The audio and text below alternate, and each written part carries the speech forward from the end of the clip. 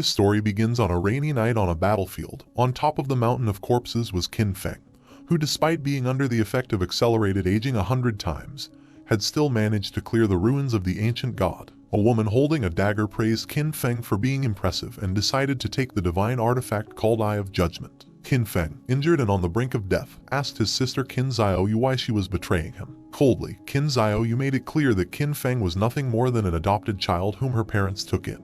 She did not consider him her brother since he did not share the same blood as her. A blonde man named Song Fei appeared and mentioned that Qin Feng had turned out to be useful. Resting his hand on her shoulder and holding the divine artifact, he smiled and thanked Qin Feng since without him, Qin Xiaoyu and he would never have obtained the divine artifact. To completely drain Qin Feng's lifespan in one go, he had worked hard to obtain the soul-stealing blade that was now embedded in his body. He asked if Qin Feng liked his farewell gift. Qin Feng had raised Qin Xiaoyu after their parents passed away, supporting her in school, and even after the game descended upon the world.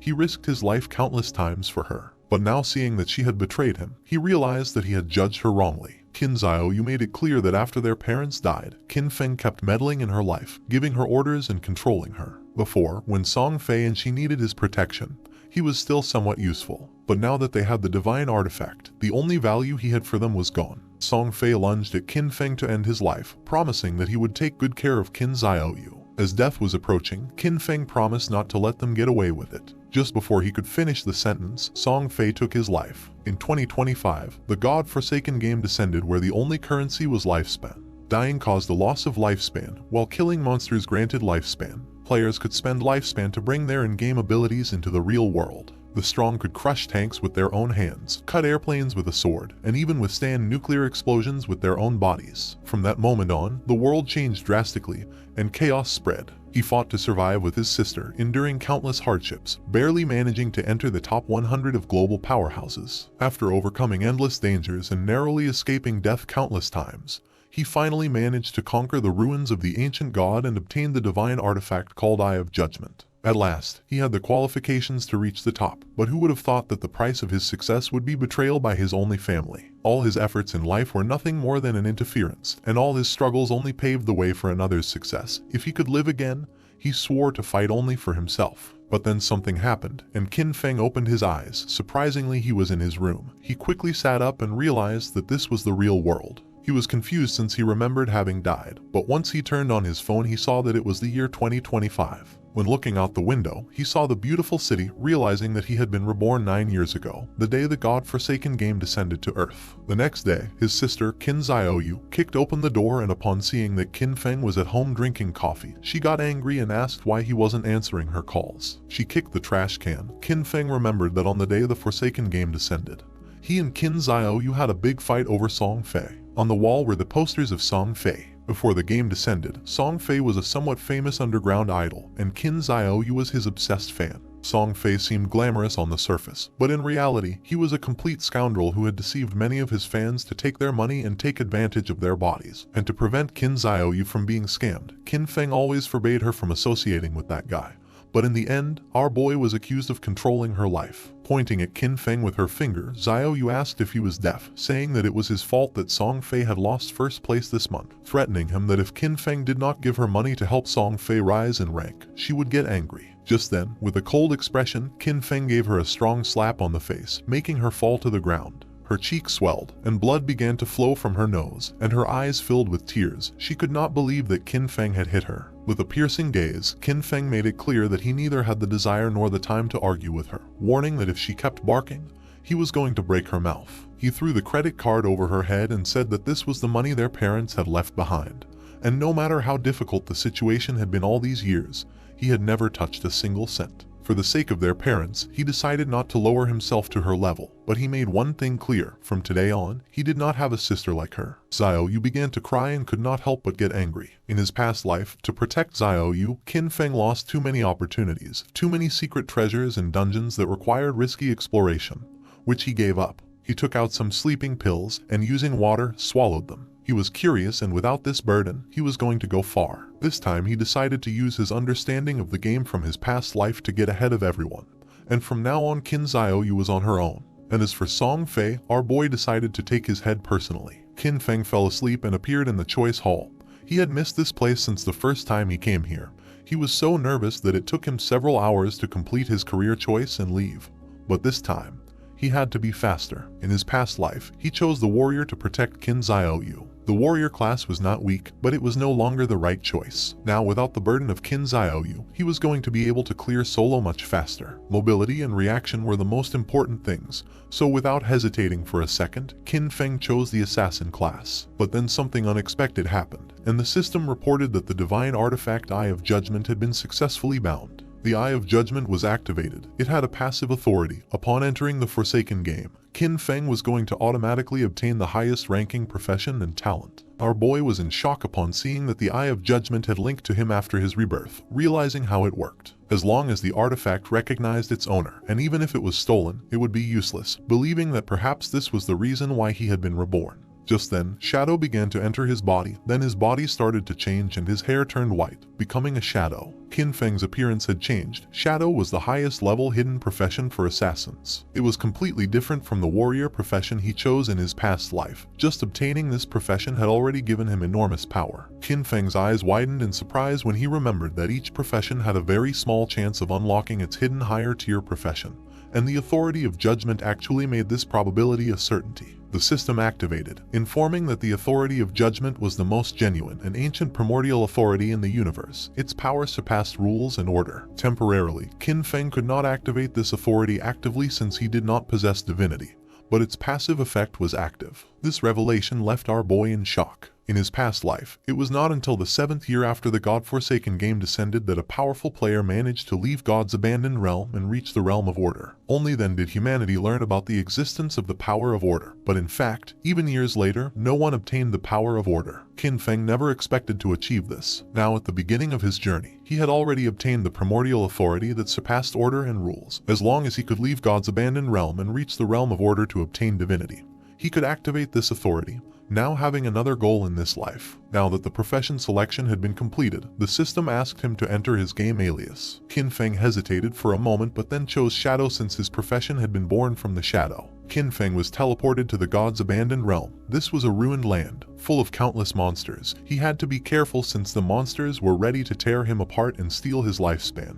One could leave the town, kill monsters and earn tradable lifespan. But if they died in the game, they would lose half of their lifespan, both tradable and non-tradable. Qin Feng was in Shell Town, a safe zone. Here there were no monsters and players could not attack each other, and the lifespan loss speed was multiplied by 1. Many people were dragged into the game. Some had taken a nap after eating and some others had fallen asleep after a long workday, only to end up in this place. Everyone's attention was fixed on Qin Feng.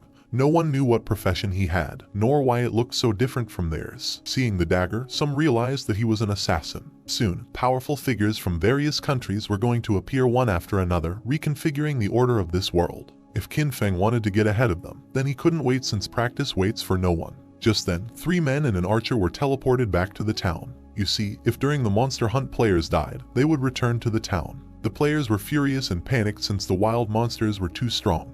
With one bite the monster had taken all their life. They had been fighting against a weak level 1 crawler. But even so, they had only managed to take away a third of its health together, and now that they had died, their lifespan had dropped to half. They asked the archer Lizzie what to do now. Qin Feng started observing her and remembered that archers started with short bows, realizing that she was also a hidden class. Lizzie noticed that Qin Feng was also a hidden class. With a kind smile, she asked if he wanted to team up with them. The monsters outside were really strong, and they couldn't handle them alone. Her team had already been annihilated once, so they had experience. Qin Feng refused and continued on his way. Lizzie's companions mocked him when they saw that he was pretending to be a pro. The 5 of them together had not been able to defeat the monster, so there was no way he could do it alone. According to them, Qin Feng was looking for death. Using the system, Lizzie saw that Qin Feng's alias was Shadow. While our boy was walking towards the exit of the town, Lizzie decided to follow him to see if they could find out what skills he had. She couldn't help but smile since maybe they could get new information about monsters and see how Qin Feng died. The land abandoned by the gods was a too unsettling and dangerous place. Lizzie and the others began to secretly follow Qin Feng. She did not know why she had ended up here, but with years of experience in online games, she quickly formed a group. However, the first monster they encountered outside of the town annihilated them. She knew that this monster was not an enemy that a level 1 player could defeat. Lizzie's friends were furious since Qin Feng's initial weapon was different from the group's assassin. He had a dagger, but Qin Feng had a short blade. The assassin felt envious since Qin Feng was even faster than him, but as an assassin, his agility should be the highest. Besides that, Qin Feng's clothing was different from his. Qin Feng seemed like an unusual player, so Lizzie decided to follow him as he might lead to crucial information. Qin Feng started staring at them, and upon feeling this, Lizzie quickly hid again without knowing if they had been noticed. Our boy used the shadow sneak technique and disappeared from the place without a trace, becoming a shadow. Lizzie and the others were somewhat confused to see that he had vanished into thin air. The assassin of the group realized that this was a stealth ability, an initial ability that granted invisibility. Qin Feng had become invisible. Lizzie decided to return to the town and look for ways to improve themselves. It was too dangerous to go out. They had already died once and their lifespan had already been reduced by half. They decided to look for NPCs to try to obtain hidden rewards like treasure chests. Shadow Sneak was a skill that allows the user to enter stealth for a duration. Attacking will reveal the user, and the first hit after breaking stealth deals increased damage. Stealth Mastery doubles the duration of stealth and increases the level of stealth by 1. As expected, the Shadow class was extraordinary. The stealth of a normal assassin at this level would be easy to detect, but the Shadow class had its own stealth mastery, which made it impossible for anyone, even monsters, to notice Qin Feng in the early stages of the game. Our boy couldn't help but think that Lizzie and her friends were naive since the beginner town had nothing that could really improve your strength. It was just a refuge for players. In this forsaken game, weak players were nothing more than prey for monsters. A few seconds later, Qin Feng's stealth came to an end. For now, the duration wasn't very long. Luckily, the cooldown started as soon as he activated stealth. In just a few more seconds, he would be able to disappear again. The status window of Qin Feng appeared. His codename was Shadow, and his class was also Shadow. He had a non-tradable lifespan of 75 years and 0 tradable lifespan, strength of 13 points, constitution of 13 points, agility of 18 points, and spirit of 15 points. All players started with base stats of 10, and the different classes granted additional bonuses. The warrior class he had chosen in his past life only gave him 3 points in strength and constitution, but this time, the Shadow class had granted improvements to all stats, and agility had increased by 8 points. He still had 5 free attribute points to assign. Most players use their points on strength or spirit to increase physical or magical attack power, but that was a big mistake. Without losing a second, Qin Feng assigned the 5 points to agility, now being 23 points. This statistic was key since in the early game, no matter how one allocated their stats, the monsters would always deal overwhelming damage to the players, and the only way to kill monsters without taking damage was to increase agility and boost speed. Then something caught Qin Feng's attention. There was a monster behind a tree. It was a level 1 crawler with a normal grade, but it was evolving. Qin Feng became alert upon noticing that it continued absorbing lifespan.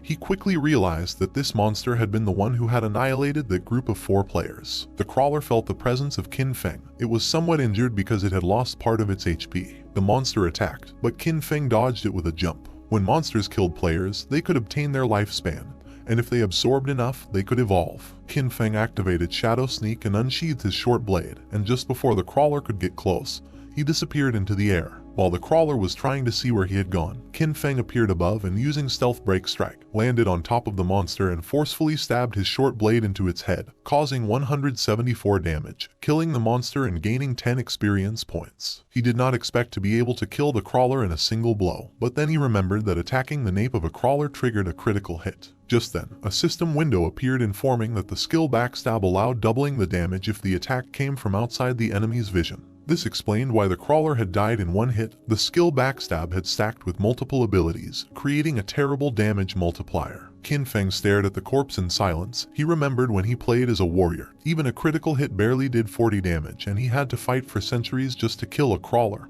almost dying in the process. Once the monster died, it dropped a shining orb that was the lifespan. Qin Feng clenched his fist and absorbed the lifespan, gaining 3 days of tradable lifespan, and 54 years and 155 days of non-tradable lifespan. 5 people had died, each losing at least between 20 to 30 years of lifespan, adding up to a total of more than 100 years. But since the crawler had absorbed it first, Qin Feng only obtained 54 years. For now, the non-tradable lifespan was not useful. But at that moment, the authority of the Eye of Judgment was activated, granting Qin Feng the talent called Infinite Evolution. By killing monsters solo, he had the chance to earn evolution points to upgrade skills. Every 24 hours, he would gain 5 evolution points, and defeating a boss class monster alone guaranteed evolution points. Currently, he had 5 points. He had infinite evolution and could improve his skills. In his past life, he had never heard of anything like this, no matter what equipment or skill book monsters dropped. Its grade was fixed and there was no way to improve it. This was a power beyond rules and order. Our boy decided to try it out and upgrade Shadow Sneak and Backstab. He spent 4 evolution points and the skills were successfully improved. The starting skill Shadow Sneak went from normal to bronze, and the duration increased from 12 seconds to 16 seconds. The breaking stealth attack bonus increased from 60 to 90, and the cooldown time was reduced by 2 seconds. Backstab went from inferior to normal and the damage increased by 5%. The Shadow Sneak now lasted 16 seconds, and with Stealth Mastery it doubled to 32 seconds. With such an extended stealth duration, he could now remain invisible permanently, and if his abilities had been improved earlier, he would have been able to eliminate even a full HP crawler in a single strike. Just then, a boy who was accompanied by a woman mentioned that this game was easy since even a scrawny guy like Qin Feng had taken down a monster alone. The woman praised him, thinking that with his physique he would be able to face 10 people. The boy began to smile and promised to protect her. Qin Feng noticed that there was a monster hidden in the tree. With a confident smile, the boy asked if he wanted to team up with them. Qin Feng sensed danger and disappeared using the Shadow Sneak. Seeing this, the boy thought that his muscles had intimidated him. A spider descended to the ground, making them panic. This was the level 1 and bronze grade monster nurturer. It attacked, ending their lives. Qin Feng remembered that the nurturer was a beginner boss with 16 HP points. It was not something that a normal rookie could handle, and besides, it had many small spiders under its command. The nurturer began to feed and Qin Feng took advantage of this moment to check how strong his upgraded abilities were. Using the stealth break strike, Qin Feng stabbed his short blade into the spider's eye. It counterattacked, but Qin Feng reacted in time and after dodging the attack, he moved away and became invisible using Shadow Sneak. Our boy's attack caused 338 damage, and in the process, he received 9 damage. He had barely escaped thanks to his agility. Qin Feng had 130 HP points, and if the spider's attack had connected, he would have died instantly. He was impressed to see that his attack had dealt more than 300 damage to the boss. The nurturer enraged and in the process split the trees in the area in half. Qin Feng was aware that these monsters were intelligent and that the spider would not just stand still taking hits. The spider was attacking indiscriminately to identify Qin Feng's location. Now even the small spiders were on alert, so he could not rush in recklessly. While the spider was distracted, Qin Feng took the opportunity to throw a rock, which hit its abdomen directly, causing 299 points of damage. Qin Feng grabbed another rock and his assumption was correct, realizing that his main source of damage came from the bonus of the skill Stealth Ambush Strike and the class skill Enhancement, so even by throwing rocks he could still deal solid damage. All he had to do now was wait for Shadow Sneak to come off cooldown, and then throw a rock. This way, the rock was going to activate the bonuses of Ambush Strike, Backstab, and Weak Point Attack. Once Shadow Sneak came off cooldown, Qin Feng threw another rock again, dealing 279 points of damage to the spider, and then activated Shadow Sneak again. His plan was simple: stay hidden until Shadow Sneak was off cooldown, and then attack again. At the same time in the town, the leaderboard was updated revealing that the player Shadow had killed the boss nurturer of bronze grade, being the first to reach level 2, rising to the list as number 1. The other players were in shock since most had died to mobs and could not understand how someone had already defeated a boss. Lizzie and the others were speechless upon seeing that Qin Feng had defeated a boss and ascended to level 2, while they could not even handle normal mobs together, believing it must be a system error. The woman and the man who were attacked by the giant spider spawned in the town and were in shock upon seeing that someone had killed that big spider, realizing that Shadow was the boy they had seen earlier in the forest. Back in the forest, the system announced that Qin Feng had killed the boss nurturer, obtaining 300 experience points and 2 evolution points. Additionally, Shell Town's level leaderboard was unlocked, granting our boy 1 reputation point. Qin Feng began to absorb the lifespan of the spider. The moment the big spider died, the small ones scattered, which was a waste. He couldn't help but regret it since he should have killed the small spiders first to gain more experience. He obtained 46 tradable lifespan and a new skill book called Greedy Hand of bronze quality along with a corrosive dagger, which had 35 damage points and 4 agility points. After learning the skill Greedy Hand, Qin Feng could use it on defeated monsters, granting a 20% chance to obtain an additional loot reward.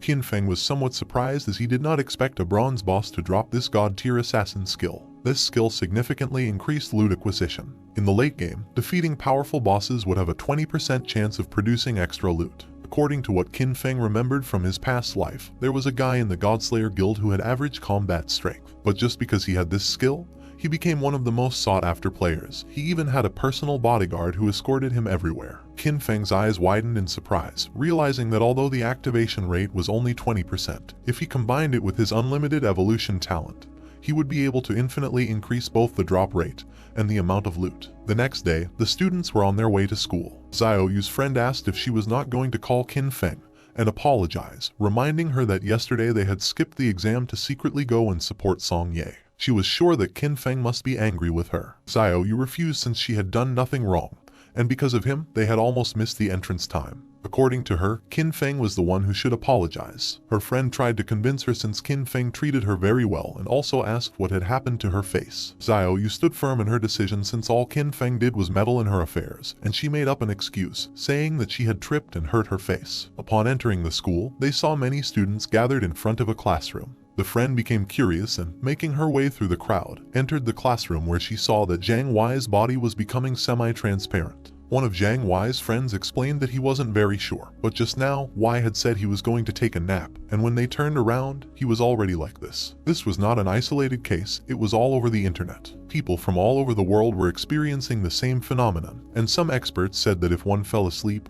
they would enter a semi-transparent state like a ghost, and no one knew why. The friend went on alert and decided to call her parents to warn them and advised Xiaoyu to call her brother to warn him as well just in case. But she refused since she preferred to see him dead rather than contact him. Meanwhile, Qin Feng evolved the new skill Greedy Hand, upgrading it from bronze quality to gold. Now, when looting an enemy, the probability of obtaining an extra piece of loot increased from 20% to 70%.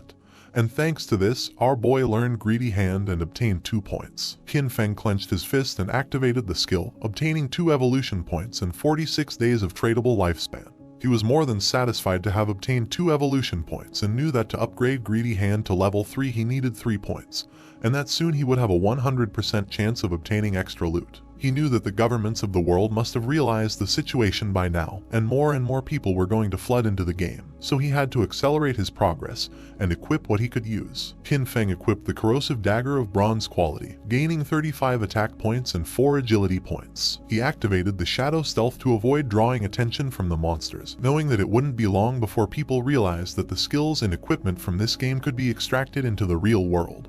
And when that happened, the world would fall into chaos. Extracting skills and equipment required 2 conditions. First, reaching level 10, and second, having enough tradable lifespan. Defeating small monsters took too much time, so he decided to find stronger bosses. While he was walking through the area, he heard someone fighting, and when he went to the cliff, he saw several players fighting against a level 2 sprint predator, bronze grade. Qin Feng was planning to find stronger bosses, and now he had found a sprint predator, being a perfect timing. The monster attacked, but the player carrying a shield and mace blocked the attack without much effort. It was Wang Meng. Qin Feng did not expect to meet him here, realizing that the rumors were true. It was said that when Wang Meng first entered Forsaken Game, he had gathered an entire team of hidden class players. The 6 members of his team were hidden class users. Wang Meng summoned the Holy Barrier, creating a golden barrier to repel the monster. He had the hidden class of Holy Shield Warrior, having twice the basic stats of a normal warrior. And, as if that were not enough, he also had an innate invincibility skill. While the monster was distracted, the mage of the team summoned a fireball which hit directly against the creature's arm. She had the mage class hidden profession called Prophet, which allowed her to inflict double the magical damage of a normal mage and came with an incorporated prophetic fireball. The archer of the team had the hidden profession of the archer class called Sharp-Eyed Shotter, granting the user double the stats of a normal archer,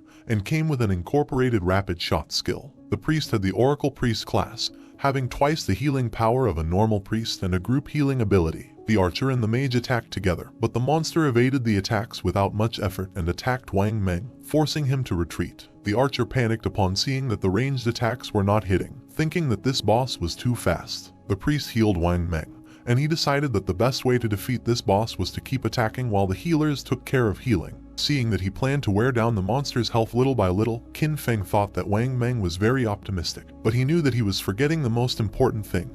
This was the wild nature, and if a battle dragged on, other monsters would be attracted. Just then, 2 monsters appeared behind Wang Meng. Qin Feng recognized them as corruptors, regular level 2 monsters covered in dark brown mud, specialized in using ranged attacks. The swordsman of the team rushed towards the monsters and attacked one of them. He had a hidden class that our boy had not seen before. The attack caused 33 points of damage, and the swordsman did not take long to realize that the defense of these monsters was very high. The corruptor vomited mud on the swordsman, It was ground-bind and now his movement speed had decreased. The other corruptor began to chase the mage, forcing her to flee with tears in her eyes. But just then, Qin Feng jumped in the blink of an eye, decapitated the monster, causing 441 points of damage, saving the mage and leaving everyone in shock. Our boy's attack was so powerful that he defeated the corruptor in a single blow. The mage became confused, not knowing who had done this and if someone was helping them. With the help of his sword, the swordsman stood up. He was in shock upon seeing that someone had eliminated a level 2 corruptor with a single blow. While on the other hand, for them to defeat a level 1 corruptor they had to join forces for 10 seconds. The corruptor tried to attack, but again, Qin Feng moved like lightning and decapitated the monster. The swordsman began to tremble with fear and asked if Lai Zai had seen who it had been. She panicked and said that she had not seen it. Wang Meng stood up and asked them not to get distracted. Deep down he hoped that Qin Feng was on their side. Now only the sprint predator remained, and our boy was watching from a branch. As a reward for having killed 2 level 2 corruptors, he obtained 40 experience points, 1 evolution point, the skill book called Venom Dart of common quality, and 8 days of tradable lifespan. Qin Feng did not waste a second and evolved Venom Dart as it was a perfect mid-range poison damage skill. Upon evolving it, the skill rose to level 2 and went from common quality to silver. It allowed the user to throw a deadly poison dart with a maximum range of 14 meters, inflicting 120 attack damage points upon impact and applying the status Venom, with a cooldown of 5 seconds. The status Venom inflicted 50% continuous damage per second, lasting for 5 seconds and could not be stacked. The monster attacked again. Wang Meng managed to block the attack with his shield, but in the process, the creature stabbed its sharp limb into his stomach. Wang Meng dropped his shield and mace to the ground, and the monster took advantage to stab him with its other limb, causing him terrible pain. The archer began to tremble with fear. The priest panicked knowing that this was not good since he could not heal fast enough. In a desperate attempt, Wang Meng asked them to flee. Qin Feng shot a dart, which lodged in the head of the sprint predator, causing 845 points of damage. The mage and the archer were in shock upon seeing that the attack had taken half of the boss's HP. Both the monster and Wang Meng began to writhe in pain, and venom started to emerge from the monster's wound until its body collapsed to the ground, causing 324 damage multiple times. Since Qin Feng had inflicted more than 90% of the damage, the loot belonged to him, and for having killed the sprint predator, he obtained 600 experience points, reaching level 3, obtaining 2 evolution points and 55 days of tradable lifespan. He did not expect that the damage over time of the Venom Dart would activate his class's passive ability. With stealth, he could remain invisible and throw darts indefinitely, and now nothing in the early and mid-game could stop him. The loot began to emerge from the monster's corpse. Wang Meng was in shock upon seeing the amount of damage the monster had taken, and several seconds later, the loot disappeared. Wang Meng stood up and thanked Qin Feng for saving them, but our boy made it clear that in the wildlands, one could not trust people so easily, leaving everyone in shock. Wang Meng thanked our boy for the advice and they decided not to bother him while he was checking the loot. He also added that if he ever needed anything, he could come to find him. Qin Feng picked up the loot, realizing that Wang Meng seemed trustworthy. Plus, he had the backing of Daxia's government which had many resources. Our boy decided to look for a stable sales channel to sell the unused loot. He used Greedy Hand, gaining 3 evolution points and 55 days of tradable lifespan, acquiring Sprint Predator's bronze quality leather greaves. Our boy equipped the leather greaves, obtaining 9 points in physical defense, 5 points in all elemental resistances, along with a 15% cooldown speed. This had been a great loot since he still had many other class gears and skill books, and once his bag was full, he decided to return to the town and exchange everything for lifespan. His eyes began to shine with confidence since this time his growth was 100 times faster than in his last life. Not far from the area, another team of players was being attacked by more monsters, and seeing that the number of monsters was increasing, they decided it was better to flee. But before they could do so, another much larger monster appeared, and just before the players could escape, the monster attacked with sharp vines, killing them all. The players respawned in the town and couldn't help but feel frustrated since the monsters always appeared in groups and fled when they had low health. It was said that players had to be level 3 to leave the game, but this seemed like an impossible task. Some players thought they needed more people since a team of 3 players was not enough, believing they should form groups of 6 or 10 players. The other player argued that this was not going to work since he had seen a team of 10 be surrounded and wiped out. Plus, too many people were going to attract a boss, and recently, a group of 40 had activated some Curse Master and it had annihilated more than 30 of them in one single strike. Lizzie's team also spawned back in the town, If the players did not reach level 3, they were going to be trapped inside the game forever. They had all ended up here after falling asleep, so in other words, only their consciousness was inside the game, and if they could not get out, their real bodies were going to starve to death. Lizzie was frustrated because she did not know why the game was so difficult. Her friend panicked since they had already died 3 times and their non-tradable lifespan had dropped to less than 10 years, and at this rate, they were going to end up dying in real life. Despite not knowing if it was real or not, Lizzie knew that they could not afford to die again. Upon seeing that Shadow was level 3, she was somewhat confused, realizing that he must have discovered some trick. She knew they needed him to carry them to level 3 in order to escape this game. Clenching her fist, she gave the order to her team to spread the word. They had to get Shadow to help them reach level 3. She was determined to give him 10 million in cash once they returned to reality. The others were in shock, but she knew there was no way Shadow could ignore the 10 million. Back in the forest, our boy took down a level 2 polluter, earning 20 experience points and 1 evolution point. After absorbing the lifespan of the monster, Qin Feng decided that he already had enough evolution points and decided to spend the 5 points he had to evolve Greedy Hand. It improved in quality, going from platinum to emerald, increasing the probability of obtaining extra loot to 160%, and now the extra loot had a 20% probability of being 1 tier higher. Qin Feng was amazed knowing that the effect was insane, realizing that if he kept evolving it, it would reach 100% or even 200%.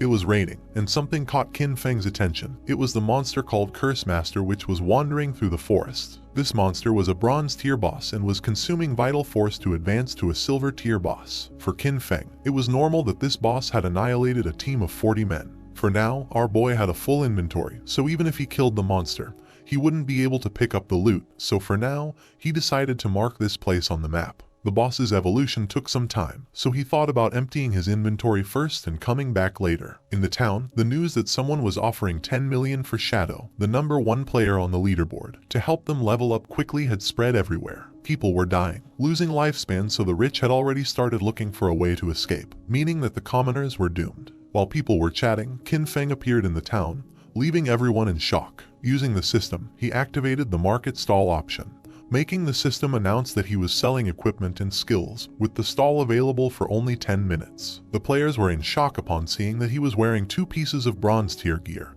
and furthermore was selling 2 more. They still couldn't believe that he had killed a bronze tier boss. One of the players asked why they couldn't see Qin Feng's face. Another player explained that he had enabled the face concealment function, making the in-game appearance match the real one, so for this reason he wanted to remain mysterious. A mage approached our boy's stall and with a curious gaze asked how much for the icicle spell, to which Qin Feng replied that it was 100 days of tradable lifespan. She was Grey Rose, currently ranked 11 in Shell Town, who also had face concealment activated. For Rose, 100 days of lifespan was a lot, so she asked if he could lower the price, to which Qin Feng explained that the common tier skill icicle spell increased a mage's early farming speed, and 100 days was already a bargain. Rose asked if she could use real-world money, but Qin Feng refused to accept it, advising her that if she had cash, she could first buy tradable lifespan and then exchange it with him, and if no one offered more, he was determined not to sell the skill until she had the lifespan. She started to ponder, and then using the team channel, she asked her teammates if this was a good offer. They had leveled up to level 2 so quickly thanks to her leadership, so they showed no objections. Moreover, with this skill, they would be able to reach level 3 even faster since the most important thing was escaping first. She asked them to transfer their tradable lifespan to her, promising to send them money when they returned. She handed over the 100 days of tradable lifespan to our boy. Seeing that all of her team members were level 2, Qin Feng realized that they must have killed at least 30 or 40 crawlers.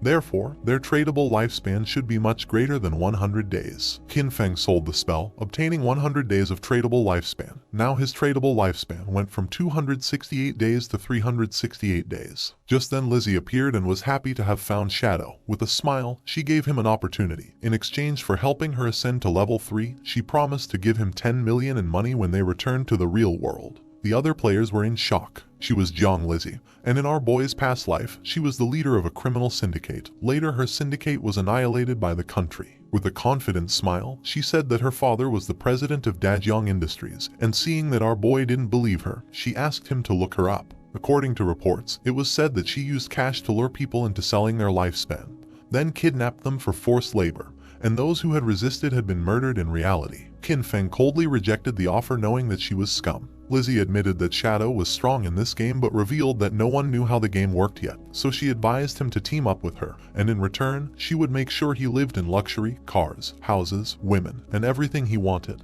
Qin Feng did not change his mind and asked her to stop blocking his business. He better than anyone knew that cash was worth nothing.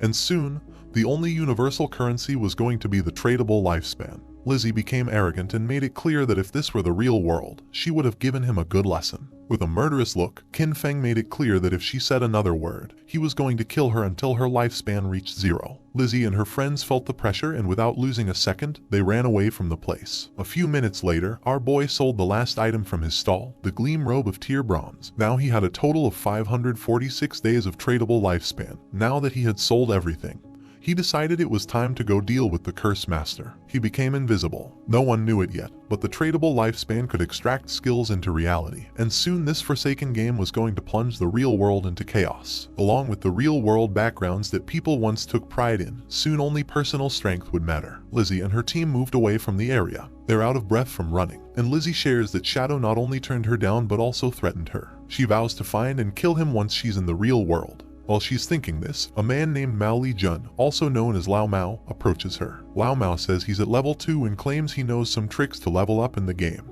He asks if he can take the 10 million offer that Shadow turned down to help Lizzie and her team reach level 3. Lizzie, feeling cautious, asks what Lao Mao means by tricks. Lao Mao tells Lizzie that he normally keeps his tricks a secret, but he'll make an exception for her. He explains that to level up in this situation, you should quickly allocate all your attribute points to agility. Doing this will make your running speed faster than the monsters, helping you win without getting hurt. Lizzie is shocked because she had put all her points into strength. She agrees to Lao Mao's offer but says she'll only pay him 5 million since he's not as strong as Shadow. Lao Mao accepts, mentioning that while Shadow is strong, it was odd for him to turn down such a big amount of money. Meanwhile, Qin Feng arrived at the place he had marked earlier on the map. Still in stealth mode, he notes that the monster has advanced to the silver rank, and the gray fog around it shows it's still evolving. He activates his Venom Dart ability, knowing that the monster's evolution to gold rank will take 7 or 8 hours. Not wanting to wait, he launches the Poison Dart, which hits the monster for 659 damage due to his stealth strike. The poison then continues to harm the monster at 219 points per second. He quickly jumps at the monster, using his Shadow Sneak skill, understanding that the silver boss monster's health is 2 or 3 times that of a bronze level 1. Suddenly, the monster starts gathering a massive amount of magical energy in its hands, making it grow larger. Qin Feng figured he just needed to hit the monster with his Venom Dart skill 2 or 3 times. But suddenly, the monster unleashed a powerful attack, destroying the surrounding area. He explains that this monster is a magic-type boss, with skills that deal a lot of area damage at once. After launching the Venom Dart, he quickly retreated and barely escaped the attack's range. Still invisible, he realized that with his current health and defense, he wouldn't survive if he took the monster's attack directly. As the battle continued, the monster started charging another big attack. Its massive form turned toward him, but he stayed calm, moving carefully across the battlefield while watching his cooldown timer. His hidden shadow ability wasn't ready yet, so he needed to wait for the boss to show a moment of weakness. The plan was simple: wait for the right moment, strike precisely, and disappear before the monster could hit back. Moments later, the creature stumbled, briefly distracted. This was the chance. Without waiting, he moved forward, using his Venom Dart skill. The attack hit perfectly, dealing 659 damage. Almost right away, the venom started working, draining the monster's health by 219 damage per second. Seeing the danger, the monster tried to escape, but Qin Feng wasn't going to let it get away. He followed closely, his eyes focused and determined. The monster was nearly defeated. Its attempt to run away was useless. In a swift movement, Qin Feng vanished and reappeared on the creature's head, slamming it into the ground. The system quickly confirmed his victory. He had defeated the silver-ranked boss. A stream of notifications appeared before him. He gained a total of 1,800 experience points, and leveled up from 3 to 5 instantly. He also received 4 evolution points and a surprising 124 days of tradable lifespan. He chuckled, noticing how a single boss kill boosted him 2 levels and gave him extra evolution points. As the monster's body turned into loot, he used his evolved skill, Greedy Hand. The air shimmered as a system screen confirmed the loot was collected. The rewards were even better than he expected, with another 4 evolution points and an extra 124 days of tradable lifespan, doubling his gains. The generous rewards made him smirk. 2 extra bonuses right away were impressive. He realized the silver-ranked boss had given him a total of 12 evolution points and 372 days of tradable lifespan. Just as he was taking in his rewards, another system prompt appeared, revealing an unexpected bonus. The secondary effect of Greedy Hand had kicked in, upgrading one of his looted items from silver to gold rarity. He looked at the notification with interest, a gold tier item. It made sense why Greedy Hand was considered a Jade level skill. It could enhance loot beyond its original quality. His focus then turned to the scattered loot. 7 or 8 pieces of gear had dropped, but he only had 10 slots left in his backpack. He sighed, realizing that running back each time he defeated a boss would waste a lot of time. He knew that a storage ring or something similar would have been perfect to solve this problem. Just as Qin Feng was about to check out a specific item among the loot, the scene suddenly shifted back to the Shell Town. There, the mage from Wang Meng's team appeared in a flash of light, her face showing relief. She was finally back, all thanks to Wang Meng.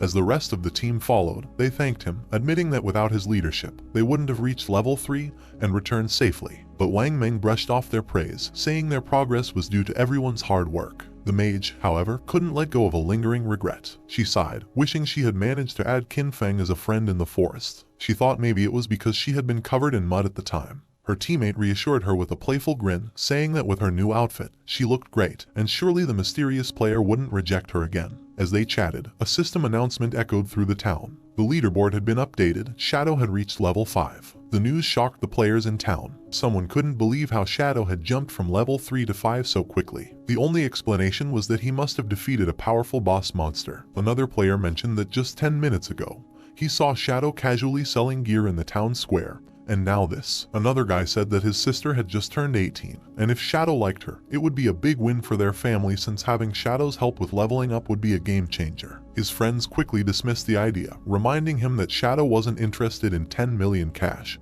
so he wouldn't be interested in a matchmaking proposal. Back at Wang Meng's camp, his team was starting to worry. They had just celebrated reaching level 3, only to find out that Shadow had already moved far ahead. But Wang Meng stayed calm. He told them to put their worries aside for now. They needed to log out, return to reality, and warn their families and friends about this dangerous game. As their bodies started to fade, the system confirmed their logout. Wang Meng's last words were serious. If the world was heading toward chaos, they had to prepare their loved ones. The scene shifted to the real world. Wang Meng's eyes opened, and a voice quickly called for the captain. He wasn't just any player, Wang Meng was a police officer. His fellow officers rushed to him, visibly worried. One admitted they were scared because his body had started to turn transparent while he was unconscious. The terrifying truth was clear: if a player died in the game or lost all their life, they didn't just log out, they disappeared from the real world. But there was no time to dwell on that horror. Wang Meng stood up and called for everyone to gather as something serious had happened. Someone asks Wang Meng about his report. Wang Meng explains that he and his team formed a party and each member had a hidden profession,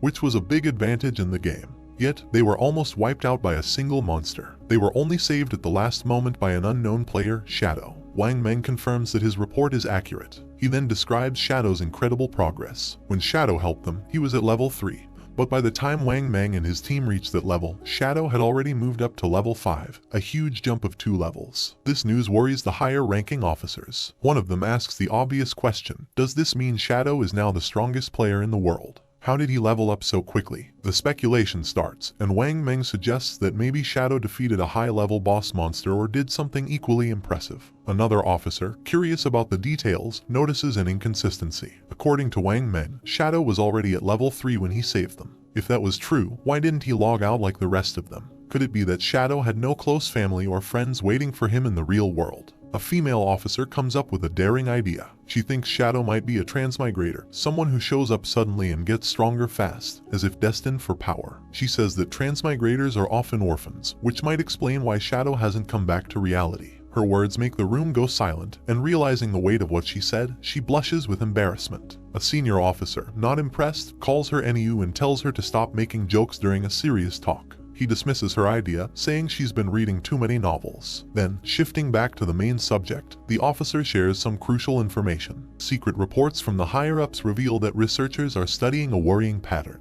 Many older people have been mysteriously dying in their sleep. When researchers compared this data with those who had returned from the forgotten game of the gods, they found something alarming. It turned out that those who died in their sleep had also died multiple times in the game. This shows a scary truth. If a player's lifespan hits 0 in the game, they don't just die there, they die in real life too. One officer shares his worry, saying the forgotten game of the gods is an anomaly, something way beyond what they understand. The head officer agrees, suggesting that they might be facing an invasion by unknown beings from higher dimensions. The room goes quiet as everyone takes in this heavy thought. Without delay, the head officer moves on to urgent matters. He tells everyone that the higher-ups, probably the government, have given an emergency order. All officers must form vanguard teams based on their locations, enter the forgotten game of the gods, and gather as much information as they can. This is no longer just a police issue. The government is setting up a special force to handle this unique crisis. He highlights the global scale of the problem. Every nation is rushing to explore and understand this new reality, and falling behind would mean losing international standing.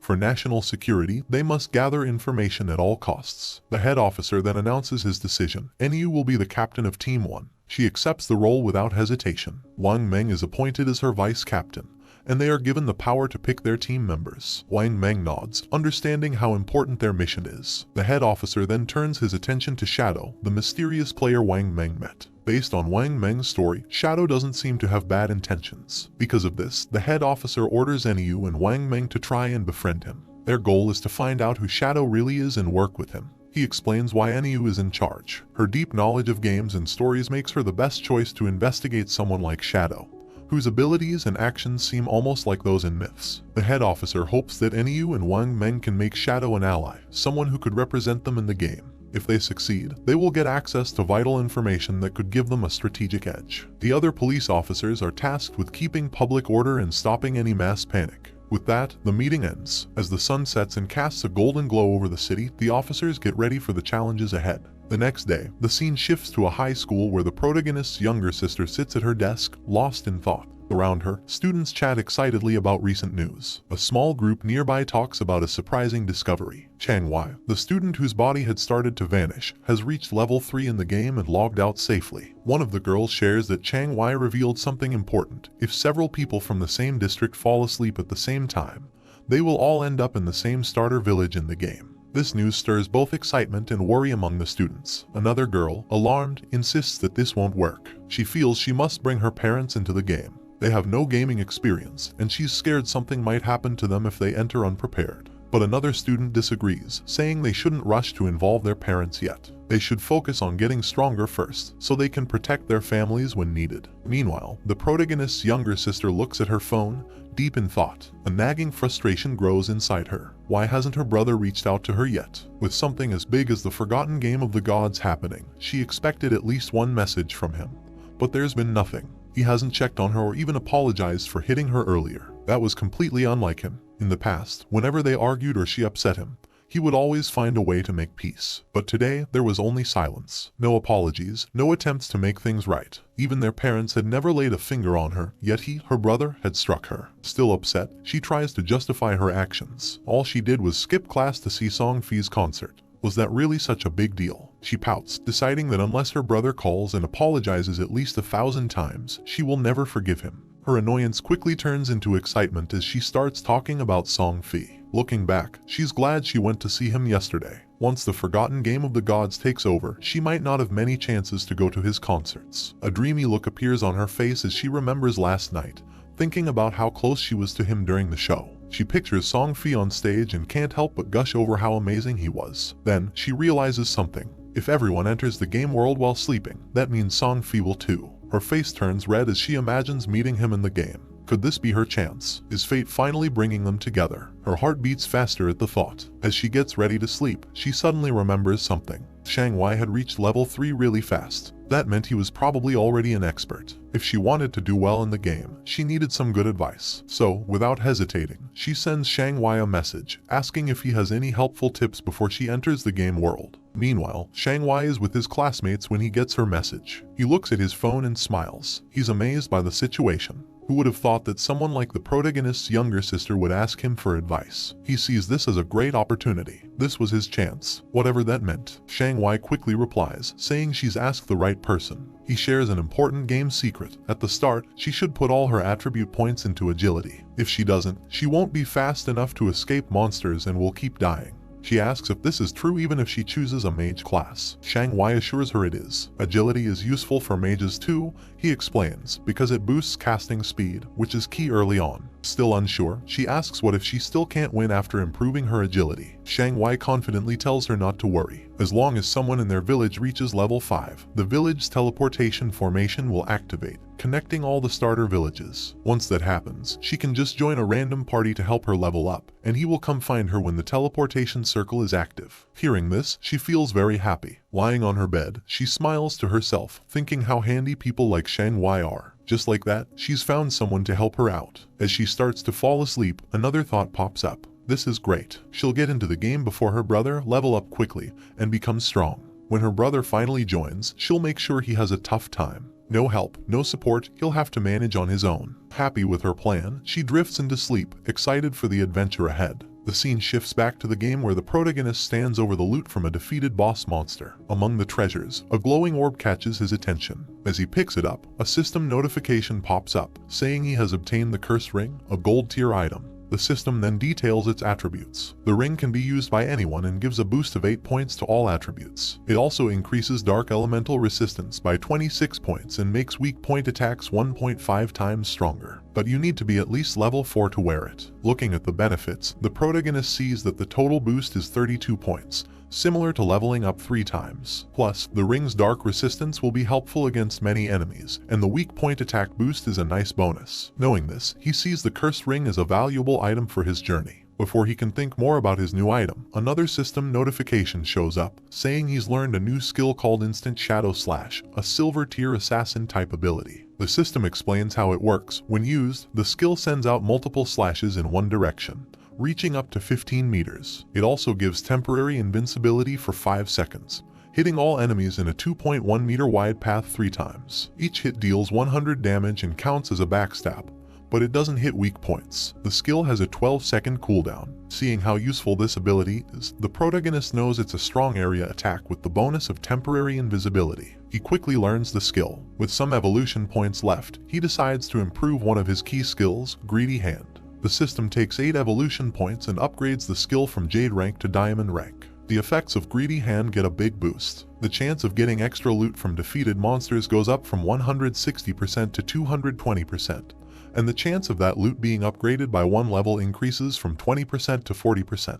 Thinking about this upgrade, the protagonist realizes that with this improvement, he'll now get 2 pieces of loot per enemy, making each kill 3 times as rewarding. Not wanting to waste his remaining evolution points, he upgrades Instant Shadow Slash by 3 levels. The system takes 3 evolution points, leaving him with just 1. The skill quickly evolves, moving from silver rank to gold rank, and finally reaching platinum rank. The skill's attack range has expanded, growing from 15 meters to 21 meters, allowing for greater reach. The invisibility now lasts 7 seconds, giving him a bit more time to stay safe. The number of slashes has increased from 3 to 5, hitting all enemies in its wider 3.1 meter path. The cooldown is slightly shorter, going from 12 seconds to 10.43 seconds, which makes it a bit more efficient but still needs careful use. Each strike now deals 200 damage, doubling its previous strength. Every attack counts as a backstab, triggering the backstab skill effect, even though it can't hit weak points. Seeing these upgrades, the protagonist knows that while the cooldown isn't much shorter, the skill's ability to keep him invisible longer can be a big advantage in fights. Looking at the rest of the loot, he quickly sees that most of it isn't useful. But one item stands out, a silver tier warrior skill book, Battle Roar. He knows selling it will give him more tradable lifespan. Just as he finishes checking the loot, he notices something moving. Turning around, he sees 3 huge creatures coming toward him. Without delay, he recognizes them as level 4 limb crawlers, ugly and dangerous monsters. Instead of being scared, he sees this as a great chance to try out his improved skill. He quickly activates Instant Shadow Slash. In a flash, he becomes a blur, launching a series of fast slashes that cut through the creatures with ease. The limb crawlers are torn apart before they can even react. As the dust settles, a system notification pops up, confirming their defeat. The system records his win, giving him 80 experience points and an extra 5 days of tradable lifespan as a reward. Standing in the aftermath, a dark, intimidating aura surrounds the protagonist. He calmly thinks about his new power, realizing that his ability to defeat enemies has greatly improved. He thinks about a strategy, figuring that if he uses his poison dart skill with Instant Shadow Slash, he could win battles before they even start. Checking his tradable lifespan, he sees he has 618 days. But to bring his game skills and gear into the real world, he needs at least 900 days, or about 2.5 years. With that goal in mind, he plans his next steps. First, sell all the valuable items in his inventory. If things go well, he might reach the required lifespan sooner. Once he hits level 10, he can finally connect the virtual and real worlds. The scene shifts to the protagonist heading back to the starter town,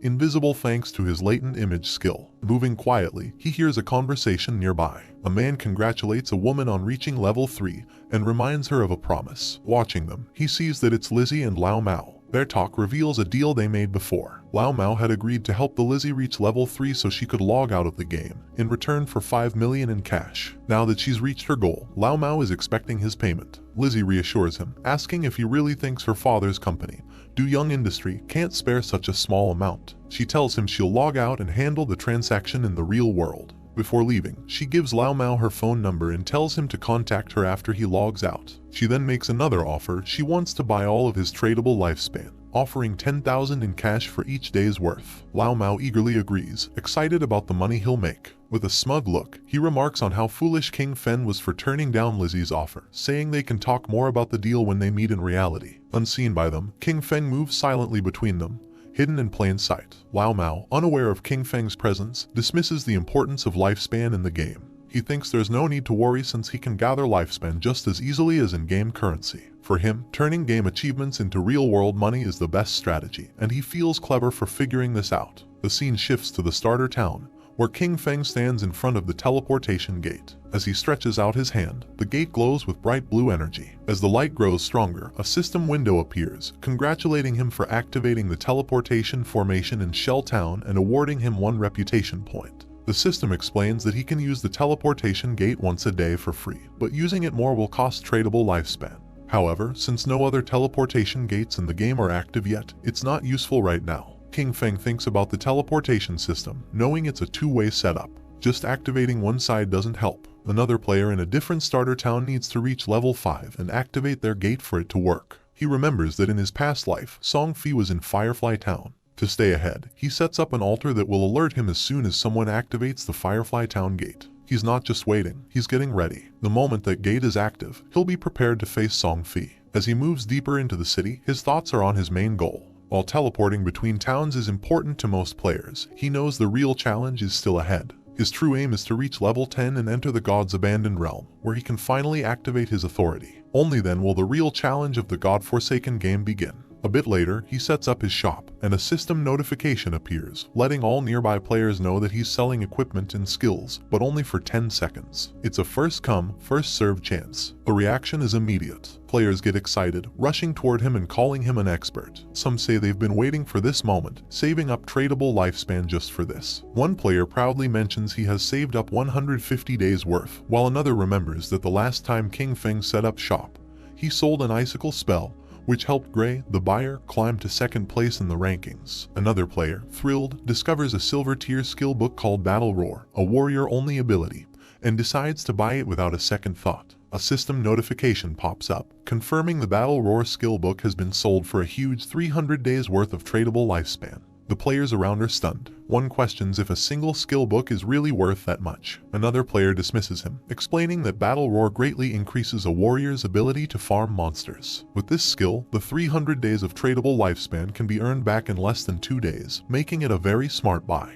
Understanding the value of what King Feng offers, the rest of the players rush forward, desperate to buy anything before it's gone. In just a few seconds, everything is sold out. Looking at his system window, King Feng checks his earnings. In just 1 minute, he gathered 650 days of tradable lifespan, bringing his total to 2,174 days. But he's still not satisfied. To bring his attributes, skills, and equipment into the real world, he needs much more lifespan. Meanwhile, some players complain about not getting a chance to buy anything. They ask if he'll set up shop here again, and he confirms he will. Suddenly, a female player calls out to him, saying she has a treasure and asks if he's interested in making a deal. As he turns to look, he recognizes her. She's one of Wang Meng's teammates. The system quickly identifies the treasure as a space ring with 12 inventory slots. It adds that the ring doesn't take up King Feng's backpack or equipment slot. King Feng is momentarily taken aback. He knows the true value of the space ring. It's a rare storage item that doesn't use up a ring or backpack slot. Since players can only carry up to 3 storage backpacks, an item like this is invaluable. He understands that while space rings can technically drop from any monster, the chance is incredibly low. The fact that this girl, with her prophet profession, got one so early in the game is amazing. Her luck is incredible. Without delay, he asks for the price of the ring, already figuring out its true worth. In his past life, a 12-slot space ring like this sold for an astounding 3,600 days worth of tradable lifespan.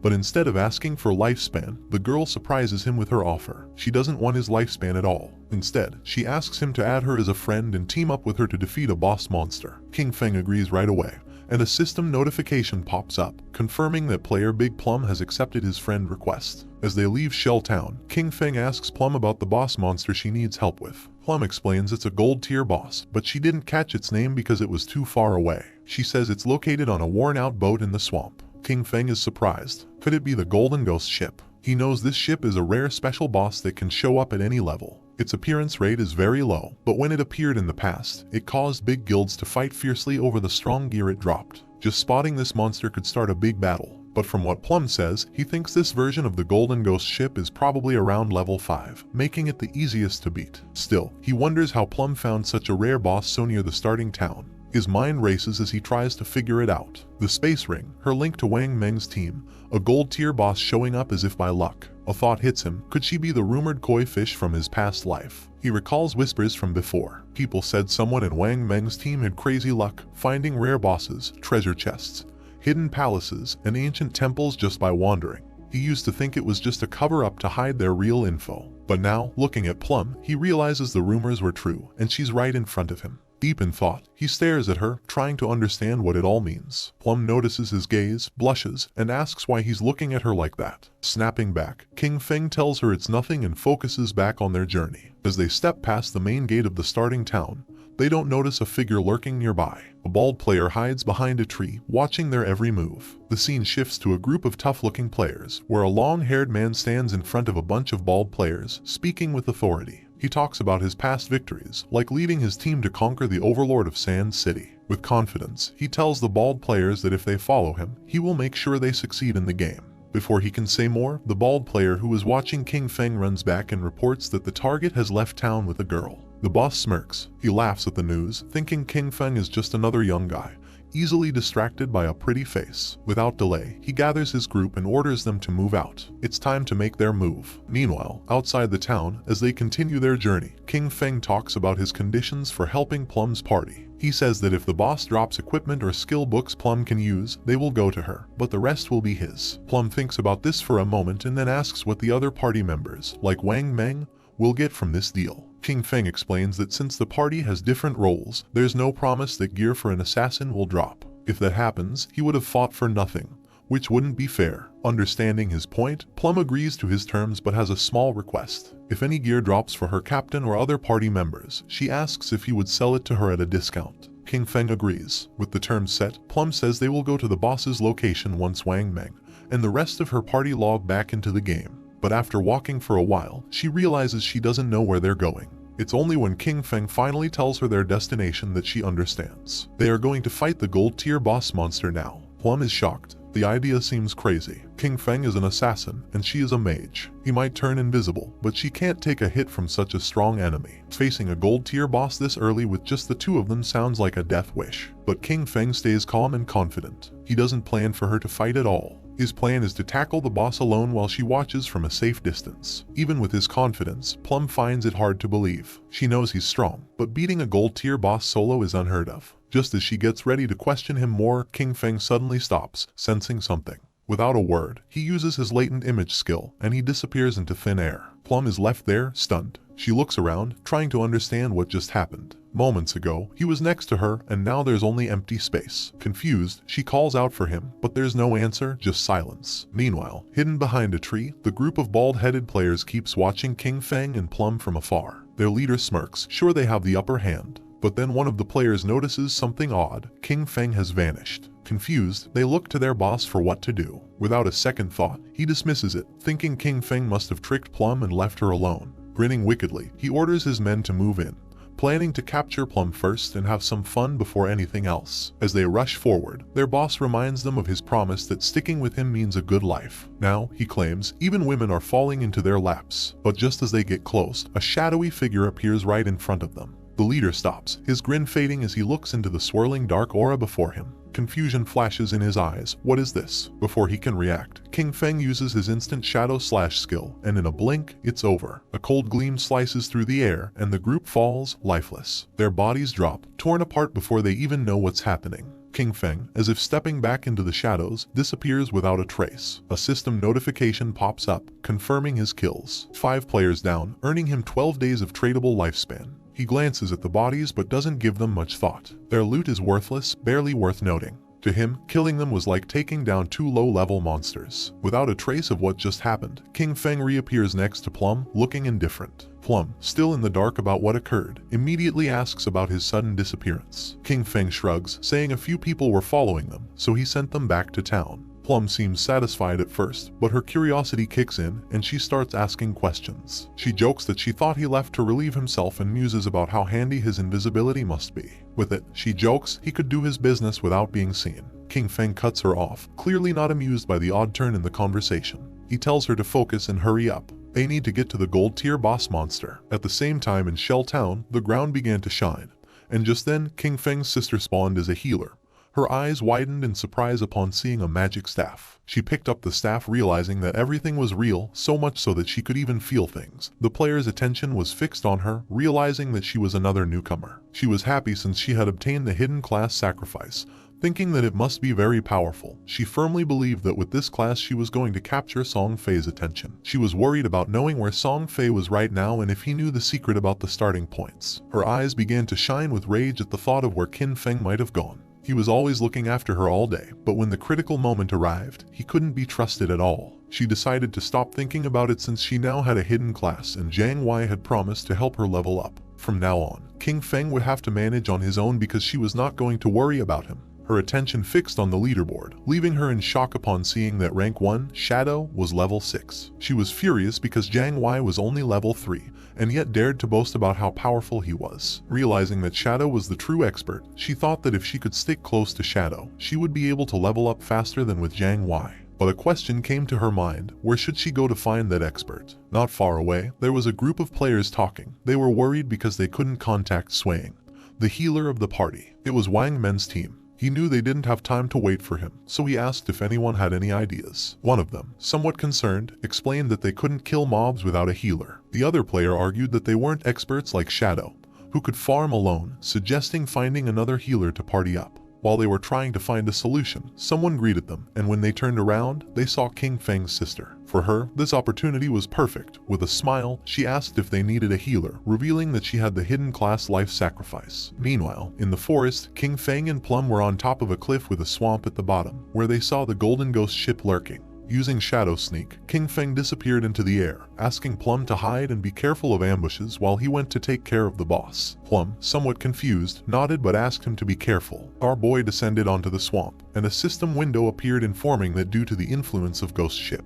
this area had become a violent domain, with a rate loss of lifespan of 100 times. Doing quick calculation, King Feng realized that at a speed 100 times greater than time, staying here for 15 minutes was equivalent to consuming 1 day of lifespan. For him, this kind of violent temporal domain did not have a great effect. The system detected that the Golden Tier Ghost Ship was a level 5 boss, and then something unexpected happened. A timer of 45 minutes and 25 seconds appeared. King Feng was somewhat surprised to see that there was a time limit to defeat special bosses like this, but he felt fortunate since there were still 45 minutes left. It was more than enough time to kill it. Using instant shadow slash, King Feng moved like thunder, attacking the boss with powerful slashes, causing a total of 15-0 damage. While the boss was trying to understand what was happening, King Feng deactivated Shadow Sneak and launched a Venom Dart, which hit the ship's bell directly, activating Critical Hit and Stealth Break Strike. While the poison was causing continuous damage, King Feng distanced himself from the boss. To climb at the Golden Ghost ship, there were some challenging points. First of all, many people did not know what its weakness was and believed it had to be its skeletal body, or the ship. But in reality, the weak point was the Ghost Fire Bell located at the tip of the ship. The boss enraged because when its weakness was attacked, it controlled the surrounding water. The boss prepared a massive AI attack, making pillars made of water emerge. Evading the attacks, King Feng began to approach the boss. The water pillars had abnormally high damage, and early-stage warriors wearing silver armor sets could barely take a hit. He was happy since his shadow class had high agility, otherwise, he wouldn't have been able to dodge. At that moment, hands emerged from the swamp. Decaying zombies known as ghosts began to surface. King Feng remembered that once the AoE attack ended, the boss would summon 12 decaying water ghosts, each with a silver tier capability. Thanks to Shadow Sneak, the ghosts couldn't sense King Feng's presence as he stood right in their midst. The 12 decaying water ghosts were about to attack savagely, and most parties would be in a frenzy by then. And as if that weren't enough, the Golden Ghost ship would summon a decaying water ghost every 3 minutes. If you weren't fast enough in dealing with them, their numbers would only increase more and more, resulting in total party elimination. But since he had been invisible from the start, they wouldn't be able to detect him. He just needed to find the perfect angle. Using instant shadow slash, he started moving quickly and destroying all the ghosts at once. While our boy was taking care of the monsters, Plump was watching from the cliff. She was trembling and red, realizing that this was the power of the ranked 1 expert, Shadow. To her, he was too powerful since he appeared and disappeared without a trace. In the blink of an eye, he had already taken more than half of the boss's health without even giving it a chance to counterattack. But to her surprise, King Feng communicated with her through chat and, calling her by the nickname Little Black, revealed that he was going to die in a while, leaving her in shock. With a confident expression, King Feng said that there was nothing to worry about and the only thing she had to do was wait for him to revive. Plump panicked as she thought our boy had the advantage, and also asked who Little Black was. Calmly, King Feng asked if she wasn't Little Black. She explained that her nickname was Big Plum and not Little Black, which sounded like a dog's name. Someone stomped on the ground forcefully. It was the man our boy had killed before. This time he had brought his entire team and was furious for having been careless. In his glory days, he used to kill legends one after another, but now he was being bullied by a little girl. One of his men appeared running with good news. He had found the girl on the cliff, revealing that Shadow's bastard was challenging the boss alone at the bottom of the cliff. The leader was filled with determination and thought they could kill him since this time he had brought his entire team. In the swamp, the boss was furious and the ship's bell was shining.